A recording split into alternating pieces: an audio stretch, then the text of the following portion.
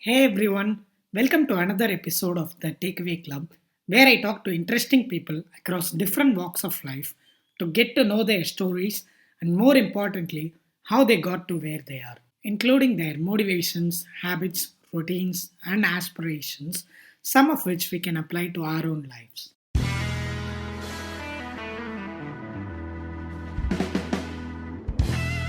Hey everyone, in today's episode, I have the person behind one of the hottest tech startups in India in recent months.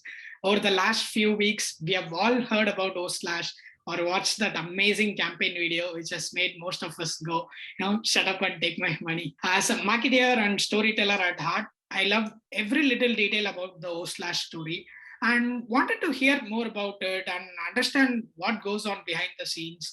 Um, from the brains behind everything we have been seeing. So today I have Ankit Pansari, founder and CEO at OSlash. Hey Ankit, thank you for taking the time to be here. Hi, Krishna. Thank you very much for inviting me. So as I just said in the introduction, it's been very hard to ignore OSlash and for all the right reasons. I'm super excited to understand where you are in terms of building out the product and what your vision is, etc. But before we get there, I want to rewind the clock a little bit and start off with a time early in your career. Of course, you were at Zoho for several years, right at the start of your journey. What is it about the Zoho environment that you believe attracts individuals like you, this entrepreneurial spirit? Or is it something like, once you go there, everything about Zoho molds people into taking that leap more confidently? All right, so back in the days, right, 2013, 14, if someone wanted to work in a good SaaS company or a software product company, you didn't have that many options, right? Freshworks was 1 year old. Zoho was if anyone followed the product ecosystem, Zoho was probably the largest software product company.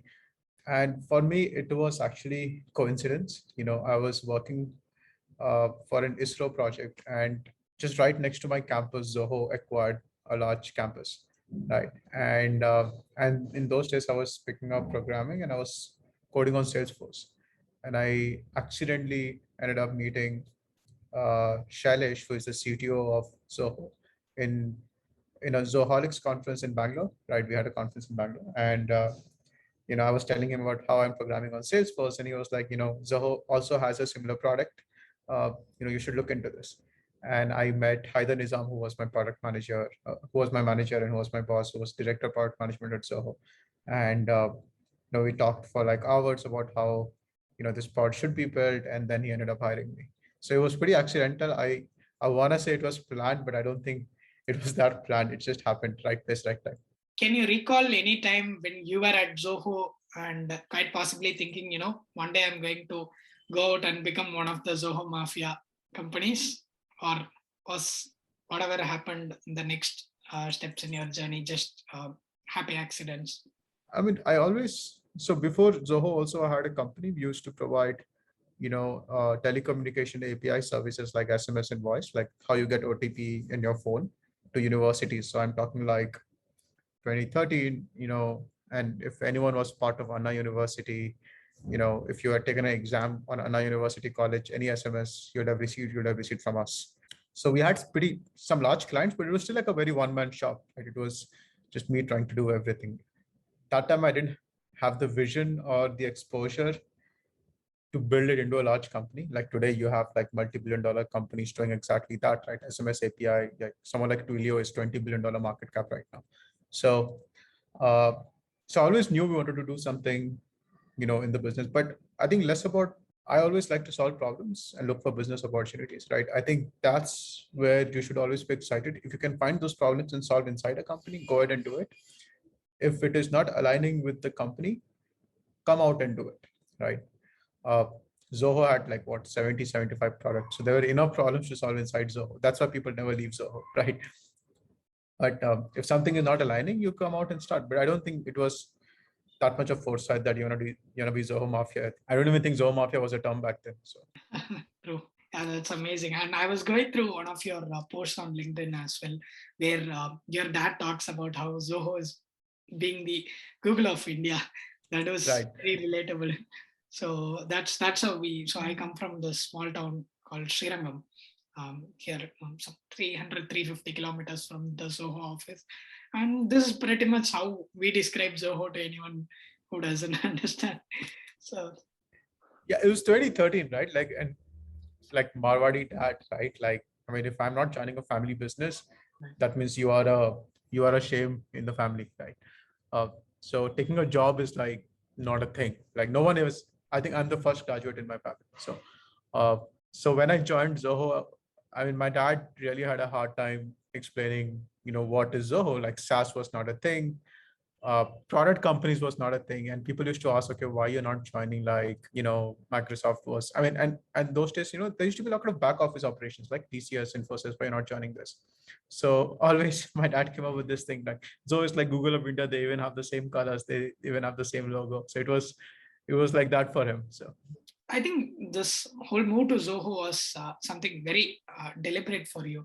Actually, reading, let me just paraphrase what I read about you. Feel free to correct. So, you had this pure envy for making, breaking things. So, where was that conviction coming from? So, in a lot of ways, you don't come off as this typical software engineer mold, right? Be holed up in my room, spend 12 14 hours a day coding and all that, or correct me again wrong if you were actually that person, but I feel it was one of those transitions where you happen to figure out that software is the next big thing. I'm not going to care whether I have a background in coding or not. I'm not going to care how much I know. I'm just going to do whatever it takes for me to make it here. I mean, pretty much you answered it yourself, right? If you think about, that period, like 5, 6 years back, if you want to succeed, in career, people will choose certain professions, right? I mean, obviously, number one was finance, right? You end up joining some investment bank, end up joining JP Morgan, any of those, big banks who have offices in India, or you end up joining consulting, like McKinsey, BCG, any of those. And third, if you are lucky enough or you're smart enough to get into one of those fastest growing startups back in the days, Flipkart, Myntra, you start doing that. Uh, One thing was pretty evident was I studied mechanical engineering. I studied thermal systems. I worked on designing small satellites. One thing was pretty evident that the fastest growing industry is going to be software. So there was a lot of natural momentum in the software industry, right?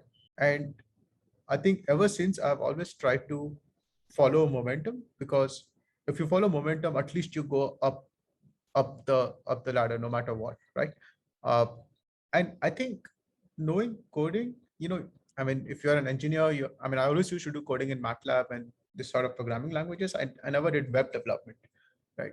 So web development was new to me, but once you're in the business, you kind of learn, what you need to learn, right? You have to like bring food to the table, so you pick up whatever you need to pick up. Like my first job in Zoho was actually product manager, but my boss was not in India on my first week. He was in the US, and he asked one of his subordinate to, just look after me for a week, right? And the guy thought I joined as a developer, and the first week he gave me a developer task in Zoho, Wow. right?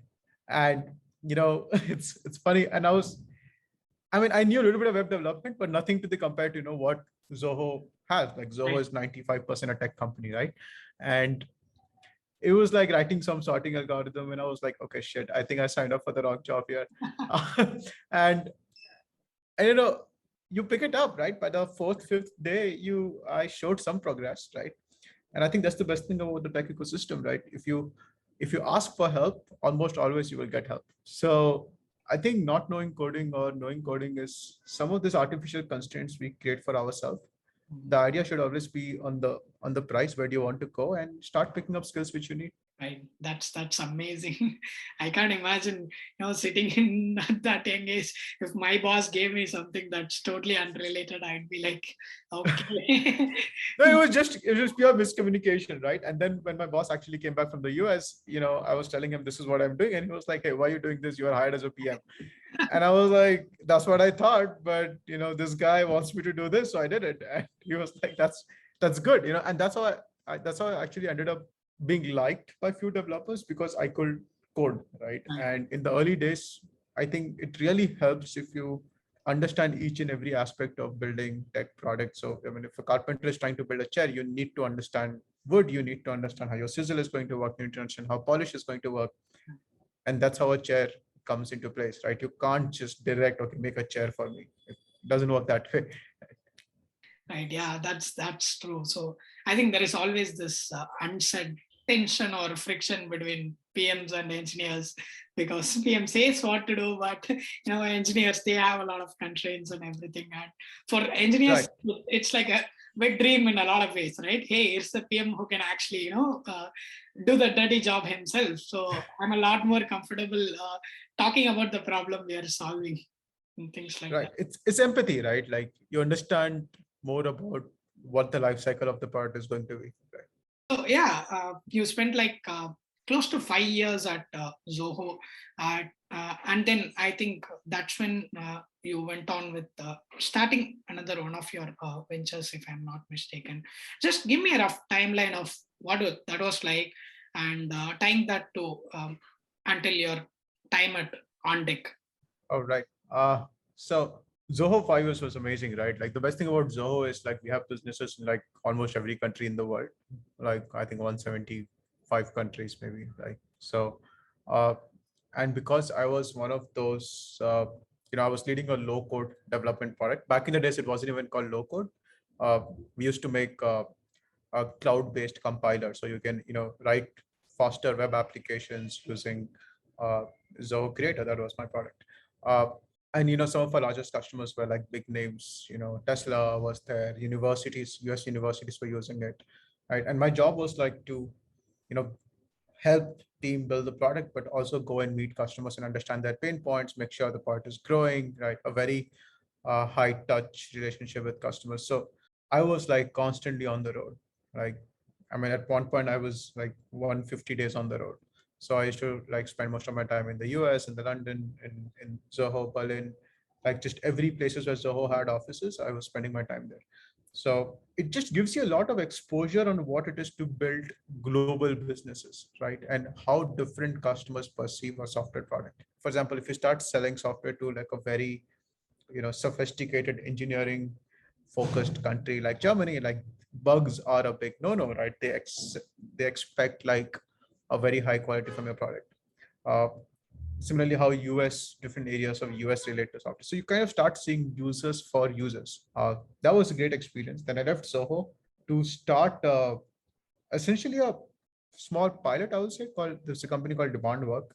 What we did with Demand Work was, so we knew that a big part of software was going to become low code, but you still need developers to write low code. So for example, today, if you're developing a website on Webflow, most probably if you're very smart, you can do it yourself, but you are looking for a Webflow designer who can do it for you. So Demand Work was a place for on-demand talent. We used to say that it's on-demand software for on-demand talent.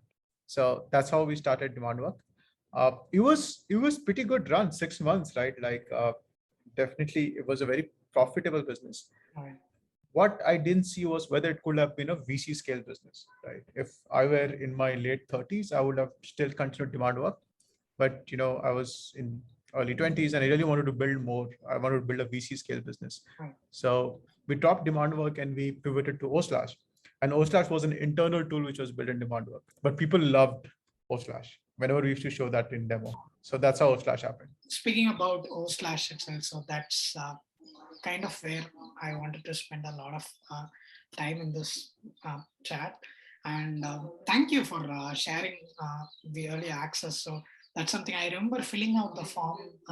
Yeah, at least a month or so ago, and it's one of those things like as a kid who ordered a toy, you're like every day going out and seeing if the toy Thank you. arrived on courier, and that so I was super excited, and I actually set up to see what the hype is all about. So I think so we were chatting about this offline as well. So my first impression, and I think that's literally what I texted one of my good friends right before jumping on as well. So how do you describe everything that you see with OSlash? it's like, Dollar Shave Club meets someone like Nick Mehta, right? So it's like the best of the B2B storytelling plus what you're used to seeing with B2C. In the marketing of, yeah. So I was absolutely stumped by that video, right? So just walk me through like how OSlash came to be. So I read this very interesting story how your co-founder Shoaib, his son came crying from a Zoom session because he was in the wrong class. Yeah, but I'll probably let you tell the story. So it started, obviously, see, the premise is very simple, right? Almost all your files today are links. So if you're working in any knowledge economy company, right? Any modern company today, you are probably sharing a lot of links, right? You are accessing a lot of links. You are, for example, it's a Notion file. It's a URL. Even a design file today is a Figma URL. So the atomic unit of sharing today is a link, right? And links obviously are long. It's hard to recall. It's hard to share. You can share it, but you can never recall it. And sometimes you want to access, and all these SaaS applications have just a lot of paths to go into something. For example, if you want to go and file your reimbursement, you have to go to your accounting software, go to your account, go to file a reimbursement and do it. And we thought, let's create a shortcut to something, right? Like, so just create a shortcut to OSlash reimbursement, and then your reimbursement page opens. So it initially started as a hack, which we did in our Chrome browsers by writing some JavaScript application, and people started loving it. And then it became a very small app. But the turning point was Shoaib has a little one who, and that time this was COVID, right? Like, so all the classes were online, and he went to the wrong Zoom class, and and like it was there for like 30, 40 minutes, and then he ended up crying. And we were like, hey, maybe you can just slash this link. That way, at least, your kid never has to go to a wrong Zoom class. And that was like sort of turning point for us, that this has potential, not just for our company, but for every company. And then we also learned over the months was a lot of good Silicon Valley companies also tried to do this internally. So they had some internal tools which used to do link redirection. So this was like one of those little secret of Silicon Valley, which everyone used, but no one talked about it. So that time we got more conviction that we have to build this into a product. That's how OSlash happened. And obviously early days, right, there's no one to look up to. You don't know where you're going. So there were a lot of iterations. There were a lot of opinionated design on this is how it's going to happen, and OSlash is all about speed, right? Like, it's a shortcut. It has to work very fast. So we had to build like engineering ground up that every time you get a shortcut, everyone in your workspace immediately gets it, right? So that sort of like engineering we had to do initially to scale this up. And yeah, it's been a good ride. Yeah, I'm just gonna share the screen here, and I'm sure a lot of people. I'm not sure how deep we are into giving access to people who have signed up. We are opening up access to as like more and more companies, but also individual users. Right. So I think this going to be folks are going to be pretty thrilled. I know a lot of people who just want to get my hands on the product. So as I was just telling earlier, I just set up a few things, and it's mind-boggling how easy it makes my life right away, right? So I can't recall a lot of applications having that aha moment. It hits you in less than 30 seconds. And of course, thank you. Superhuman or something like Notion here, they are obvious examples. But it's been a while since we saw an application that can do that. That's what made I absolutely love about OSlash. So obviously, I have a lot of links that I keep want to revisiting or keep sharing with people, and it's usually like 2-3 different takes, right? So like as you can see, I've just set up a bunch here, and it's literally taking me like I think we could do here, right? So I think I hope people don't think that this is like a paid promotion or something. It's just something that I really like, love the product. Okay, so this is just one of the tweets that Sriram K tweeted a while back, and it's my go-to anytime, I talk to people, or I should probably NFT this or something. And usually how I used to do this is, you go to Twitter advanced search, from Chris Bot or from Sriram K, mentioning Chris Bot. It takes me like 3 minutes to get this set up. The alternative is, you have this link in your WhatsApp notes or something, and then you share to someone. But it's, jumping between applications has never been, easier. So MJF, YouTube. So the thing is, you don't even need to type that. You can just type OSlash tab and you'll be able to search your results directly into your browser. Right. That's another hack that I'm learning. So that's //tab. Right. No, just type the button tab.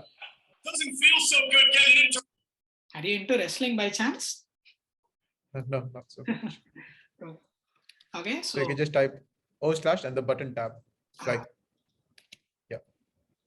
And if you type anything, you start seeing the results. Just type Sriram and you start seeing the results directly. Makes sense. Yeah. So you don't even need to you can just click and remember even the short links. Yeah. Right?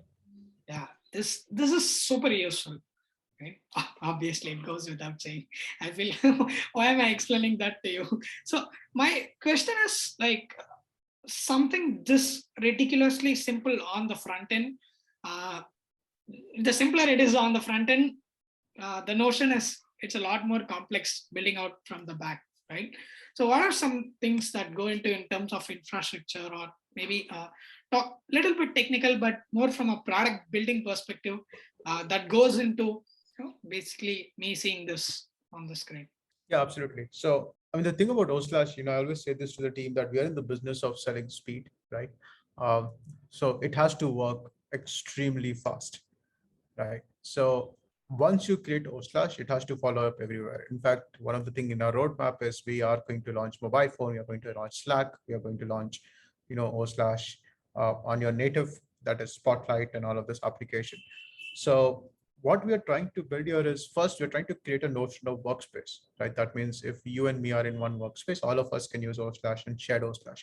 And that is where OSlash is most powerful. It is powerful as a single productivity application, but once you're inside a company, right, it is just extremely powerful. You can type /finance and access your finance file. You can type /zoom and or all hands and open your Zoom meeting link, right? Like our own company, everything is in OSlash. I think a big part of engineering is how do you capture a quick link and make sure those links are very secure, right? And that is where OSlash is doing most of the engineering work. But as an engineering team, we are very small and we try to keep releasing new stuff almost every other week, right? I would say. And the reason it is by design is all of us can have context on what's happening in the product, right? We are measuring each and every interaction which users are trying to do so that we can improve that experience, right? So yeah, that is it. And like my co-founder Shoaib is brilliant in building things with an amazing speed into it, right? And he has a very peculiar notion of building engineering teams where we have this concept of DRI, which is directly responsible individuals. So engineers are almost like product managers of that feature. So yeah, that is I would say on a bird eye view of how product is built in OSlash. Right. So that's how things go from your end. And obviously the campaign, how much of the intention was for this to become viral and have this word of mouth effect, very similar to how Superhuman does, right? Or is it something that you realize that people, you shared it with someone and they ended up saying it to 2 more people, and then you ended up building this into your marketing strategy itself? The thing about OSlash is new. And the very time you use it, you are like, okay, why didn't I think about this, right? When you start using OSlash, like, yeah, this should have been done, years back, right? But the thing is, you still see, I think a lot of founders or people who are building great products make this mistake that just a product can sell. A product can, in most cases, grow by itself, but you still need, a good campaign around it, right? So I think what went well with our video campaign was that a lot of people related to it because they have worked in companies where they have gone through these problems, right? And they have tried accessing multiple links and multiple files. So they related to it. I think this is what worked for us in creating those viral effect, right? And we didn't do much, right? Like obviously we don't like we worked with a firm in making the script. We were involved in choosing the actors. All of that was there, but when it came out, like we were sure that this is a lot of users will relate to it, and this is how storytelling is, right? Like whether you are a founder, you're running a podcast, storytelling is storytelling. It is the most important thing today in the business world. So that video was our attempt in storytelling for masses. We always used to tell this is a story in private conversation why OSlash is important, but that video just made it like very scalable, right? So, and I think even with the website and the branding, the biggest brand value of OSlash is its name itself. Like OSlash is the product, OSlash, and the product is the name, right? Right. How So easy or difficult was it for you to land on that name? To land on OSlash name? Yeah. Oh, we thought, man, that was like probably the hardest thing I've done. Like it took us 3 months to figure out what are we going to name this product, because we were very sure that whatever you're going to name, it has. I mean, you can't do like there was like some engineering constraints, right? You can't do colon, you can't do space, you have to do slash. So if it slash, what letters you do? You can't do r/, you can't do go/ because Google already had a product internally called GoLink. So you had to come up with something like, okay, OSlash, and then you had to make sure the trademark is there, the domain name is there, the SEO, you can take over the SEOs of the product. It was a task, right? So, but I knew that this is extremely important to get the product right? Like OSlash, the name, the company, all of that has to, because that's what we are selling. We are selling how to convert a link to OSlash. If you can't own OSlash, then there is no product. So who are like some of the companies that you take active inspiration from? So clearly you have settled on a strategy that this is how I'm going to go to market. And what are some of the examples that you want to emulate in a way? I think there are 3 companies I look up to the most, right? And I mean, they are software companies because actually there are 3 software companies and there's one company I look up to the most, which I've been looking up ever since I've been 19-year-old. So the 3 software companies which I use the most today is definitely, I look up to Notion, and Akshay from Notion is also an investor in OSlash. I look up to Figma because the way they have designed, the way they are changing design, right? Like I actively use Figma almost 2 to 3 hours in a day. So for me, and I use Notion almost an hour a day. So, and the third product, which is upcoming but very popular in developer circles, is a product called Linear, which is a ticketing system. So, 6 years of my life I've spent either writing PRDs, designing, or creating tickets. So these are the 3 parts I look up to the most. And the fourth, which is not a software company, but I really like just the craftsmanship. I actually am very inspired from the way Japanese companies build products, right? Like, and they don't think in terms of years, they think in terms of decades, right? And there's a reason that some of the most sophisticated cameras are built in Japan, right? Some of the most sophisticated measuring equipments are built in Japan. But a company which I love the most is there's a product called Grand Seiko, which is under the Seiko Watch Corporation, right? And they make automatic watches, right? All the automatic watches as such obviously is more like a jewelry. It's a collectible item. You don't need a watch per se. But Grand Seiko has been just able to innovate in the watchmaking to an extreme perfection. No matter what they do, they try to do it with perfection. And I think that should inspire us all, right? If in India you're trying to build good product companies, you have to aim for perfection. They have this collection called Spring Drive, which is just, if you know anything about watches, it's just probably the most amazing technology powering the watches. And they say that you buy a Rolex to impress others, but you buy a Grand Seiko to impress yourself, and the watch can run for 100 years. So yeah, these are few companies I love the most. That's amazing. Yeah, I'm very glad that you brought up Notion as well. So I think everything that I have about you as research, or every email I write, it all sits inside Notion, right? Yeah, So it's a phenomenal product. in a lot of ways, I can draw parallels between Notion and OSlash itself, wherein it's extremely useful for that one person, who has their own side projects or who basically wants to be organized. At the same time, you're also selling to large companies and team members, right? So what is your ICP like in that aspect? Maybe if it's not too early, if you can touch upon how you think about pricing down the road, that would be helpful. Right. Uh, so the thing about Notion and OSlash is, uh, a user can use it yourself, but if more users start using it, it just becomes much better, right? So we call this segment of, at least people in the industry call this prosumer business, where you have professionals like you who are using software to do their daily work, right? And you're using that software in your personal life, but you're also trying to bring it to your business life, right? Uh, so on that note, the personal plan for Slash, we have a commitment that we'll always keep it free no matter what. So that again is inspired from Notion, where if you're a single user, you're trying to use Slash forever, it's free. Feel free to use it as much as you want, right? If you are taking it to the business, we have a team plan, right? Where we are trying to introduce a team pricing plan. It's in work. It's going to come out in January. Uh, and we are also introducing more new features into the product, which will help you search a lot of things together in OSlash itself. The way we are thinking about go-to-market is, we believe that a lot of our users will start personally signing up themselves, and then they will start seeing value in inviting their teammates. And as they invite their teammates, they will move to the paid plans, right? Because they will just get more value out of the paid plans and the features which we are introducing in the paid plans.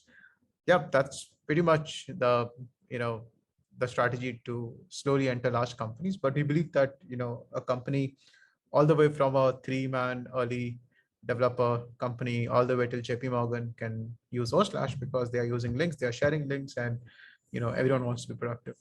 Yeah, I think it's one of those details that's in a way built in the problem you're solving itself, Right. Bigger the company is, more the links, and Right.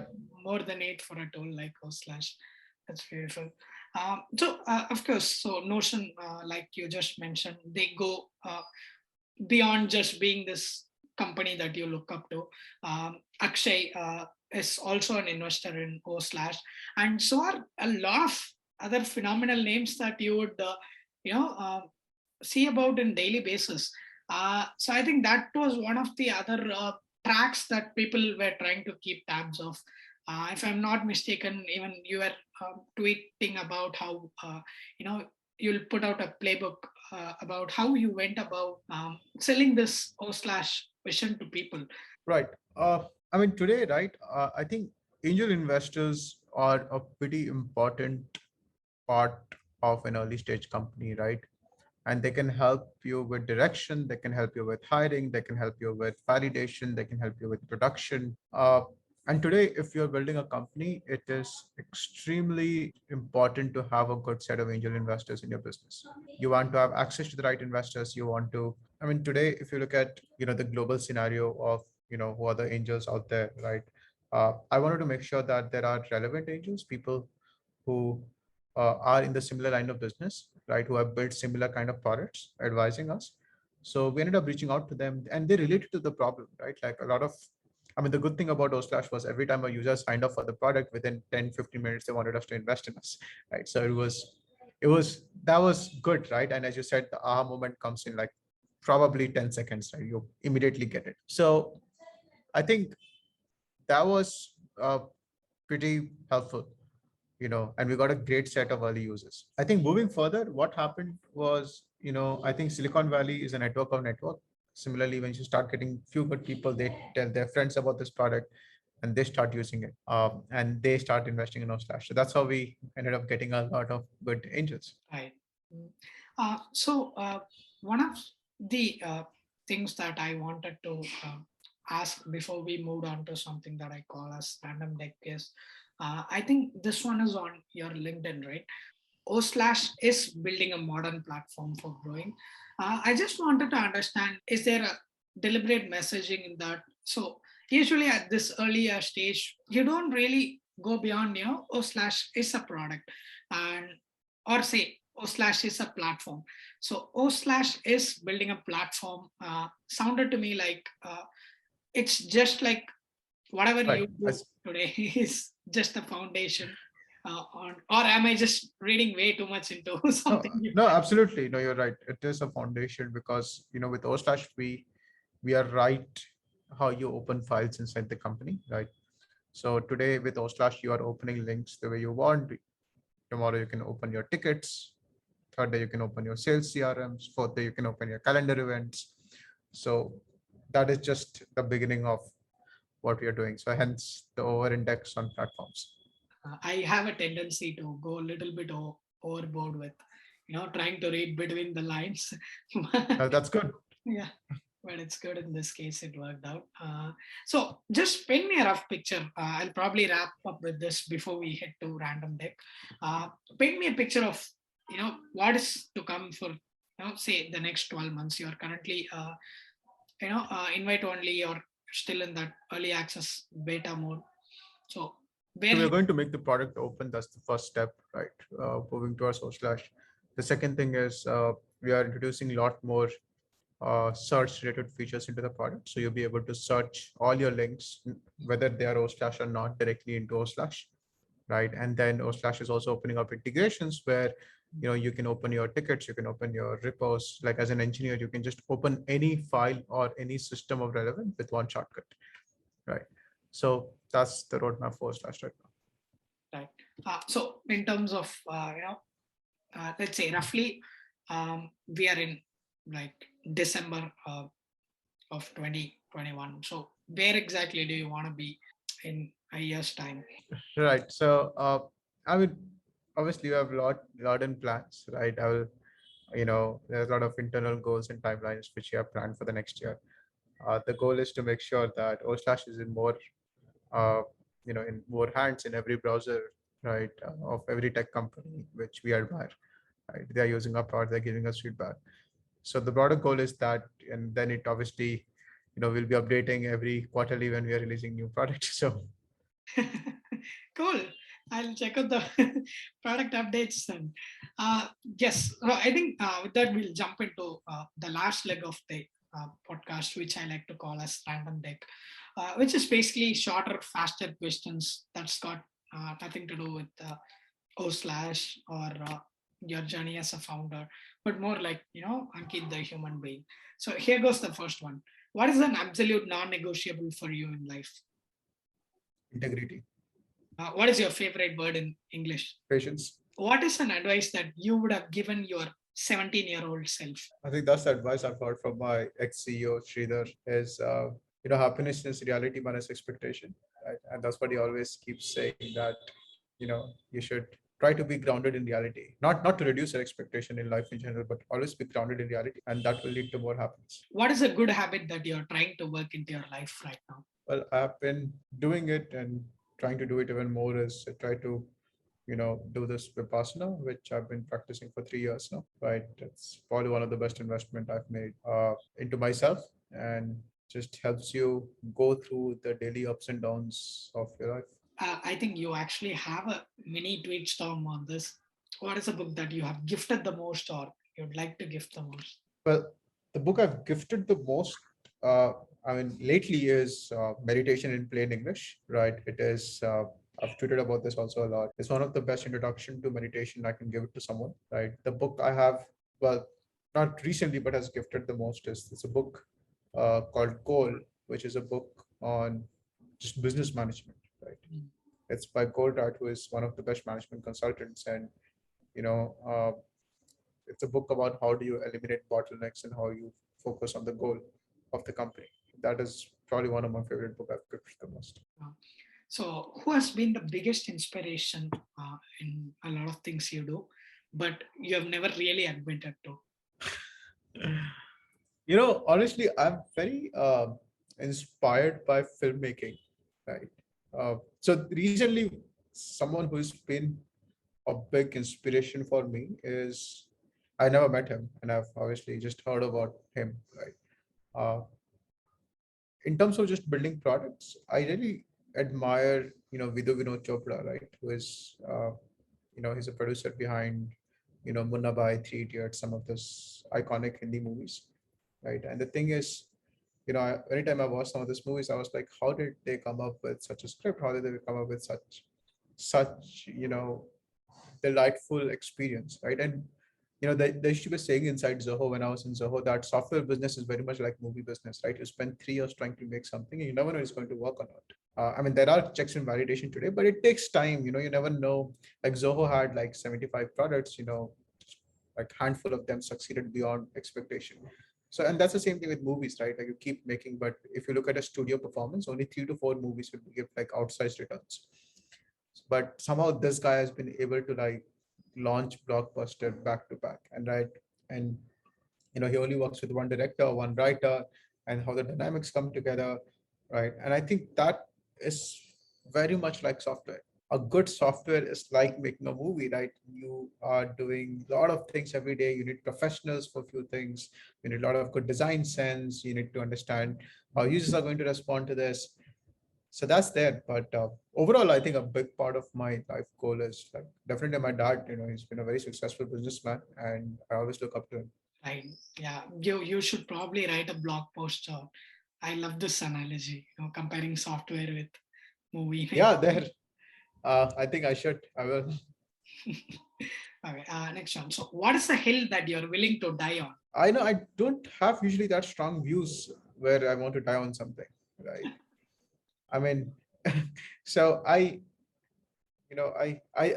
try to have opinions which are loosely held, which I like to be challenged, right? But I don't think it's worth dying on anything because you're not just living for yourself, you're also living for others, right? Like so, I don't think anything is worth dying on, right? Because the thing which you might be thinking is worth dying on might be nothing for your mom, your sister, your parents, right? So try to live for others. Maybe try not to be so selfish. That's lovely. So I can finally see that meditation flavor coming in. So you I mean, just right, just a general thing, right? I think live for others, right? So it's I don't know. I find this weird that you do meditation and I can see a piano right behind this. All of everything that's supposed to be calm and soothing, and everything that you do with OSlash on the marketing front is the exact opposite of that, right? It's all explosive. I'm not able to picture how you bring. Is it like a mask thing with Jim Carrey where you put this wooden thing on and you change into this really extroverted campaigns guy? Or no, see, I think here's the thing. People say meditation, it makes you calm, but I think meditation is more about reflection. So you can be extremely outgoing, energetic, trying to get there, right? Like I just get a lot of energy from talking to people, meeting people, talking to users, customers. Like that was my job in Soho mostly. So I don't think meditation has anything to do with that. And meditation is more about just trying to accept things as it is. And the other part of my personality is I'm very outgoing. I like to be with people. I hate a remote job, right? So like I like to be around people. So, I think this one thing where people always say meditation will make you calm, but yeah, but it's less about just knowing yourself, right? I know that this is what I like. And in terms of marketing of OSlash, I think a big part of marketing should always be authentic. So everything we try to do with OSlash is that this is what we believe on, right? We really believe this is the future of links. We really believe that this is how it will solve your life. And that reality, like, we have been using OSlash. I mean, obviously we eat our own dog food. So we've been using it probably more than most of our users because we've been using it for the last 3 to 4 months. And we have changed how we ourselves use the product. So the marketing came from there. In fact, the firm who designed the video, like they were using OSlash for 1 month. So they were able to relate to that. So meditation just helps you make you grounded, right? I don't think the personality changes, right? I'm still like a very outgoing person. It's just makes you help you grounded. right, yeah, that's beautiful. That's probably a misconception. I'm not sure if that was just me. And funnily, I remember asking the same to Ultra Humans Mohit. Again, a lot of similarities in terms of how Right. the response was for the product, right? So when I had Mohit on the podcast a few weeks ago. He was talking about, how meditation just helps you stay grounded and, more of yourself. It's got nothing to do with what I do. Yeah, absolutely. I mean, Ultra Human is as much marketing out their product, right? But I mean, and Mohit is like an extremely calm person when you meet him. Right. Cool. So now that you have been on the podcast and you know what to expect and how it's like, who's someone in your network, maybe perhaps another founder that you'd like to nominate for the Takeaway Club? Right. I think a founder which I have, one of the things which I've always wanted in India is, we should try to solve more local problems. Like I am not doing it, but I think we should try to solve more local problems, right? For example, India has its own set of problems, right? Like, we have agriculture, we have, electric vehicles, which can, like two-wheelers is the second largest market in the world. We can, and companies are solving this, right, in bits and pieces. The founder I really admire is Neetu Yadav. She runs this company called Animal, which is trying to create a marketplace for, like animal trading in India, right? And animal trading in India is the largest trading. For example, like in Rajasthan and all, you have this Pushkar Melas, and you have big animal trading which happens. So they're trying to build an app around that, which is extremely successful. They're growing leaps and bounds, and we should definitely speak to her. I think India should know her story, right? Yeah, I'll definitely check this out. So for the last question, so if there were to be a billboard in every town in the world and you get to decide what goes on in that billboard, what message would you like for to be shared that is not, obvious promotions to any of you or your work?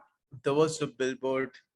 I would say, happiness is reality minus expectation, right? I think that is the core message which I try to drive in every, that be very grounded in reality, right? I think a lot of our problems which we come across is very self-induced, right? We just start creating problems, and it's easy to say, right? I mean, I do it myself, but I'm just going out and making a very bold statement that we should do it, but like I'm a victim myself, right? But I think it just helps, and I picked this from Sridhar at Zoho, and like everywhere I go, in fact, my friends have started re-quoting me saying that, Ankit is gonna say happiness is reality minus expectation. So yeah, that's something I like to put it out everywhere. Right. That's such a beautiful note to in this conversation. And thank you once again for taking the time. And Likewise. really going to look forward to what OSlash has in store. And I'm going to be a champion for the cause, promoting Awesome. wherever I can. Thank you, Krishna. It was a pleasure speaking to you.